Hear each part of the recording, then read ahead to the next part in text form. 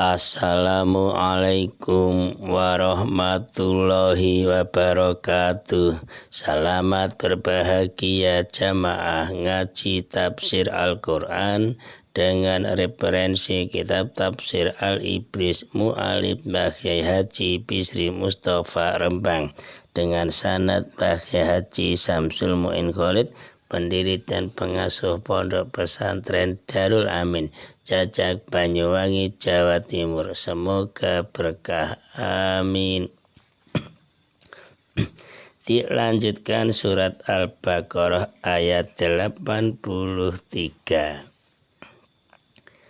A'udzu billahi minasy syaithanir rajim. Bismillahirrahmanirrahim. Wa id akhadna mitsaqa bani Israila la ta'buduna illallah wa bil walidaini ihsana wa dzil qurba wal yatama wal masakini wa qulu linnasi husna wa qimus sholata wa atuz zakah thumma tawalaitum illa qalilan minkum wa antum mu'ridun.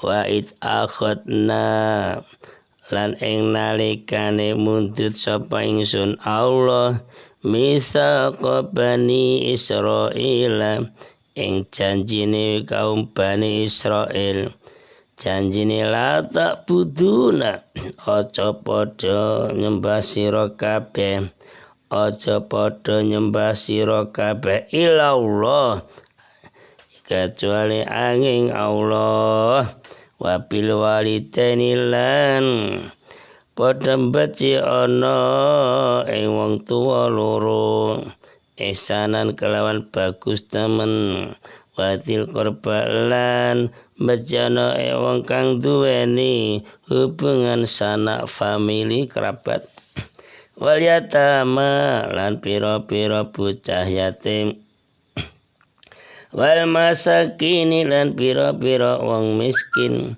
wa qulu lan ngucap sira kabeh linasi marang manungsa kusnan kelawan bagus, wa qimu lan padha nglakonana sira kabeh as-sholata ing salat, wa atu lan ngetokno sira kabeh az-zakata ing zakat.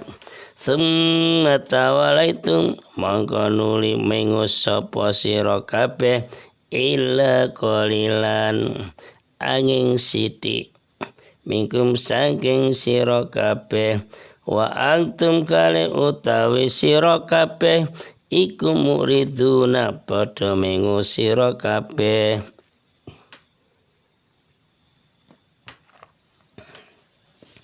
Keterangan surat Al-Baqarah ayat 83 dengan tema Bani Israel mengingkari janjinya kepada Allah. Subtemanya yaitu menjelaskan kejahatan-kejahatan Bani Israel yang lain, contohnya meninggalkan kewajiban agama dan melakukan tindakan yang melanggar hukum. Dalam ayat 83 Allah mengingatkan kepada Kanjeng Nabi Muhammad SAW ketika Allah menetapkan atas Bani Israel akan janji yang harus mereka penuhi. Janjinya yaitu bahwa kaum Bani Israel tidak akan menyembah sesuatu selain Allah. Allah melarang Bani Israel beribadah kepada selain Allah, biarpun berupa manusia atau berhala dan lain-lain. Karena hal itu berarti mempersekutukan Allah dengan benda-benda tersebut. Menyembah kepada selain Allah ada kalanya dengan perbuatan-perbuatan yang lain yang berupa mengagungkan sesuatu yang disembah itu termasuk menyekutukan. Ini pembelajaran bagi kita orang Islam, itulah janjinya dulu Bani Israel. Agama Allah yang dibawa oleh para utusannya, para nabi, itu semua menekankan untuk menyembah Allah Maha Satu, dan tidak mempersekutukannya dengan suatu apapun. Sesuai firman Allah surat An-Nisa ayat 36. Wa'budullaha wa la tusyriku bihi syai'an. Dan sembahlah Allah dan janganlah kamu mempersekutukannya dengan sesuatu apapun. Jadi hati kita langsung introspeksi dawuh-dawuh Allah ini. Jadi kita hanya Allah yang kita sembah. Janji dari Bani Israel itu diawali dengan janji memenuhi hak Allah, hak yang tertinggi dan terbesar, yaitu hanya kepada Allah semata yang berhak disembah. Tidak ada sesuatu pun yang disekutukan dengan Allah. Semua makhluk diperintahkan menyembah kepada Allah. Dan untuk tugas inilah sebenarnya mereka diciptakan. Jadi Bani Israel itu juga sebagai katakan kepada kita harus menyembahnya kepada Allah saja.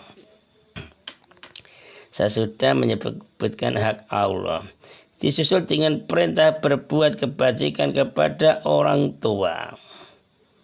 Suatu amal kebaikan yang tertinggi ini, karena melalui kedua orang tua itulah Allah menciptakan manusia, menciptakan kita ini. Sadar. Firman Allah surah An-Nisa ayat 36, Wabil walidaini ihsanan, dan berbuat baiklah kepada kedua orang tua. Berbuat kebajikan kepada orang tua ialah dengan cara apa? Mengasihi, memelihara dan menjaganya dengan sempurna, dengan ikhlas serta menuruti apa yang dimaunya selama tidak menyalahi perintah Allah loh ini. Ada pun hikmah berbakti kepada ibu dan bapak, hikmahnya ini ya, karena ibu bapak itu telah berkorban untuk kepentingan kita, untuk kepentingan anaknya pada waktu masih kecil, dengan perhatian yang penuh dan belas kasihan. Orang tua itu ikhlas untuk anaknya. Orang tua mendidik kita dan mengurus segala kepentingan kita ketika masih lemah, belum dapat mengambil suatu manfaat, dan belum dapat pula menghindar dari suatu bahaya, kan masih bayi, belum bisa bergerak sana sini. Selain dari itu, orang tua memberikan kasih sayang yang tidak ada tandingannya. Itu jelas, tidak mungkin kita akan membalasnya dengan kasih orang tua. Tidak mungkin, tidak bisa. Cuma sedikit. Ukurannya lebih besar orang tua kasih sayang pada anak. Apakah tidak wajiblah bagi kita sebagai anak untuk memberikan balasan pada ibu bapak kita sebagai imbalan atas budi baiknya? Ya wajib. Tidak ada balasan untuk kebaikan selain kebaikan pula. Pokoknya baik dibalas baiklah. Hal jazaul ihsani ila ihsan. Surat Ar-Rahman ayat 60. Kecintaan kedua orang tua kepada anaknya itu sebabkan gini. Satu, rasa cinta kasih yang dianugerahkan Allah kepada keduanya untuk menyempurnakan nikmatnya demi terpeliharanya jenis manusia. Masya Allah. Kedua orang tua kita ini oleh Allah diberi hidayah rasa cinta kasih. Kalau orang tua tidak kasih hidayah Allah, mungkin kita lahir di dunia buang ke sungai. Tapi Allah memberikan rasa cinta kasih. Dua, rasa syukur terhadap anak-anaknya. Tiga, harapan pada masa depan anaknya untuk dapat menolongnya baik dengan harta maupun dengan tenaga dan kehidupan generasi itu. dapat melanjutkan misi visinya kedua orang tuanya untuk melanjutkan perjuangan agama Islam. Nah, contohnya. Sudah Allah menyebutkan hak kedua orang tua, disebutkan pula hak kerabat, kaum keluarga.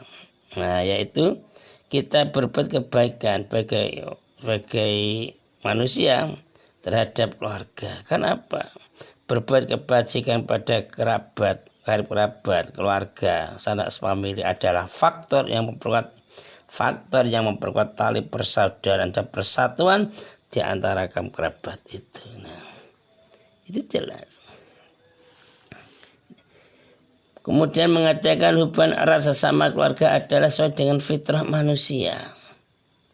Agama Islam adalah agama fitrah yang memberi jalan yang baik bagi pertumbuhan ikatan kerabat itu. Kemudian Allah menyebutkan pula hak orang-orang yang memberikan bantuan, yaitu hak orang miskin.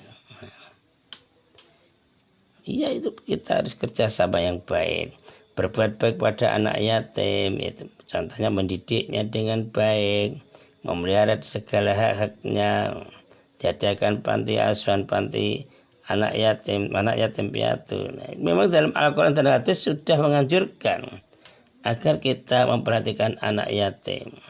Walaupun anak yatim itu kaya loh ya, karena yang dipandang itu keyatimannya, bukan kekayaannya. Keyatiman kan kehilangan orang yang menjadi tempat untuk mereka mengadu, masih kecil. Kalau kita sudah umur 60 ditinggal ayah atau ibu, itu bukan anak yatim itu. Allah mewasiatkan anak-anak yatim kepada masyarakat agar masyarakat menganggap anak-anak yatim itu sebagai anak kita, anak sendiri. Ya, diberi pendidikan supaya apa? Tidak terlantar. Nanti kalau terlantar kan susah, akhirnya menimbulkan hal-hal yang tidak baik. Itulah. Kemudian kita berbuat ihsan kepada orang miskin, yaitu dengan cara memberikan bantuan kepada mereka, terutama pada waktu orang miskin itu ditimpa kesulitan, bantulah.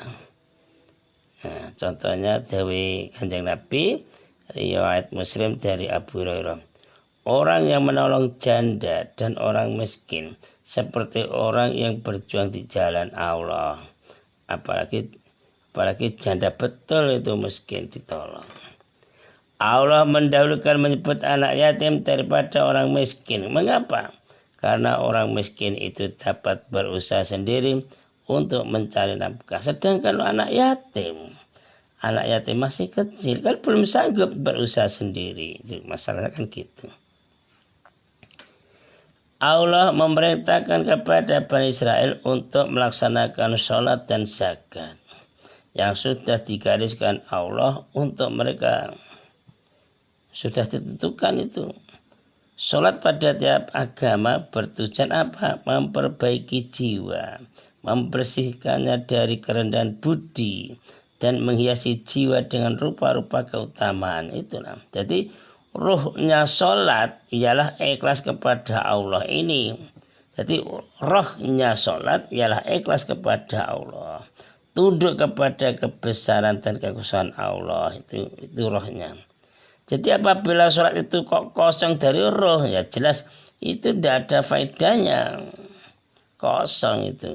Maka harus ada rohnya. Ini yang tahu kita sendiri, yang bisa merasakan juga kita sendiri. Maka dari itulah Bani Israel itu selalu sering mengabaikan roh sholat sejak dahulu. Bahkan sampai turunnya Al-Quran itu rohnya sholat tidak digunakan. Bahkan sampai sekarang, bahkan sampai hari kiamat. Maka rohnya sholat itu penting. Zakat diperintahkan kepada Bani Israel, juga kepada kita juga ini orang Islam, karena zakat mengandung masyarakat kebaikan bagi kehidupan masyarakat. Maka orang-orang Yahudi zaman dahulu mempunyai beberapa macam kewajiban zakat, tetapi Bani Israel berpaling dari perintah-perintah itu dengan cara tidak menjalankannya, bahkan menghindarinya, tidak mau zakat. Ini termasuk penyelewengan itu.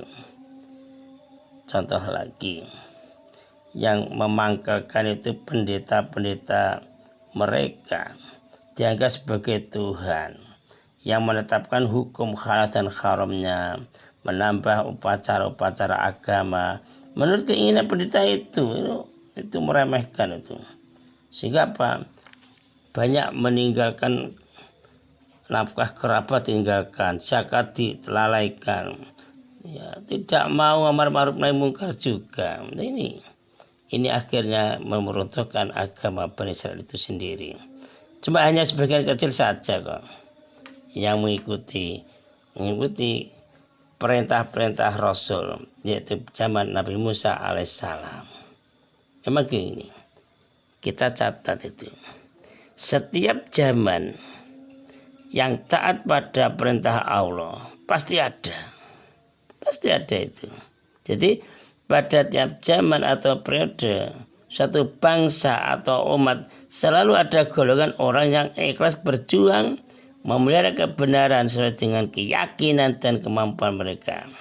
Mudah-mudahan kita termasuk inilah ya Allah. Namun demikian, apabila kemungkaran telah menyebar pada umat itu, kehadiran orang-orang ikhlas tidaklah bisa mencegah turunnya azab Allah, yaitu kehendak Allah. Maka di akhir ayat ini Allah berfirman, dan kamu hai Bani Israel selalu berpaling. Ayat ini menunjukkan kebiasaan dan kesukaan mereka Bani Israel tidak menaati petunjuk dan perintah Allah, sehingga tersebarlah kemungkaran dan turunlah azab kepada mereka. Shadaqallahul adzim. Assalamualaikum warahmatullahi wabarakatuh.